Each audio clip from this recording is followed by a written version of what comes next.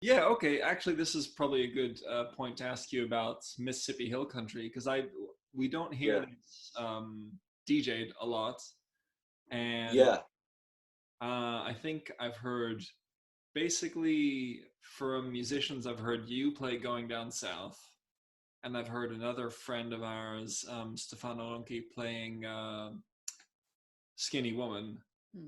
and I think that's it in terms of live musicians yeah. playing Hill Country. That's great. That's great. Well, I don't know what the reasons are for that. I mean, it's definitely a distinct, particular style of blues. Um, for anybody who doesn't know what the difference is with hill country or where it fits in to history, so in terms of the established blues players, where do you look for the roots of hill country blues? You can say that Mississippi Fred McDowell is probably a great place to start to find the root of what might be called something like hill country blues, the sound of hill country blues. Mississippi Fred McDowell, and there are undoubtedly others that have it. John Lee Hooker has a flavor of it at times, you know. Mhm. It's in there, the rawness, the rhythm, sometimes the monotonic quality of his music. But really, hill country music is a distinct style from a region of Mississippi where after the post-war blues in the 1960s and 70s and 80s, this is when the hill country music really sort of evolves. So players like R.L. Burnside, Junior Kimbrough, Lottie Kimbrough, there's a massive list of great players out there, both men and women. Jessie Mae Hemphill, another one. So what defines hill country blues? So it's very hypnotic.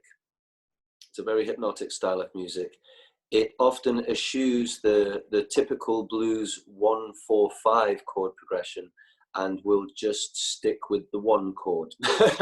You know, it's not, there are no rules, it's not cut and dry, but it's often common to just have a groove that goes on for infinity. You know, it just go forever.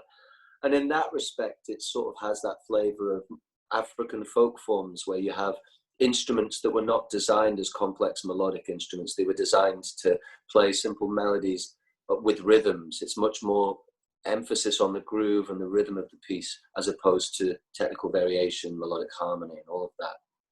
Okay. So in that regard, it is similar to African folk music, the emphasis on rhythm. And also in that regard, it should be great for dancing too, because it is groovy, groovy, groovy music, you know? Fair. Yeah, I mean, I love it for dancing to what you're saying about it being this like heavy hypnotic groove and Yeah. all of the rhythmic interest that's in there Mm. because everything's simplified and then yeah, the juicy stuff is how you express those rhythms in your body. So yeah, Yeah. we're definitely getting into it a bit more and we'll be DJing a bit more of it and we can all attempt our Well, version. what I think's nice about the hill country is that there are each performer, as with any musical style, each performer brings their own unique stamp to the style. So you've got R.L. Burnside, who's probably the best known of the hill country stylists, partly because of his association with the John Spencer blues explosion and Fat Possum Records.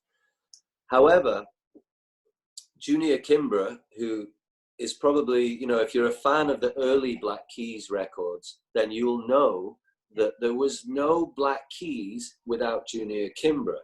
The Black Keys, although they never admitted it directly, were basically a Junior Kimbrough cover band who became the Black Keys. You know what I mean? Their whole sound is Junior Kimbrough.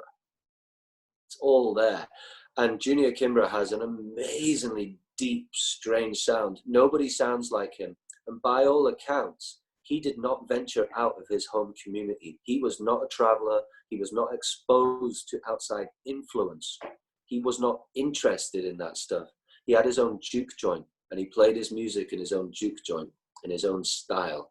And I think that's so rare these days to get a character who's just not, you know, like someone like me. I've tried to listen to everything. I mean, I'm only interested in everything. You know what I mean? Like, I'm the exact opposite of Junior Kimbrough. And yet you've got this person who's this kind of pure, undiluted Mississippi raw. So I think that's really great to find that. And again, he's not the only one. Each person brings their own stamp to it. Some of them are so raw it's hard to listen to, you know. Yeah. And then some of them are just incredibly beautiful. So wonderful style of music.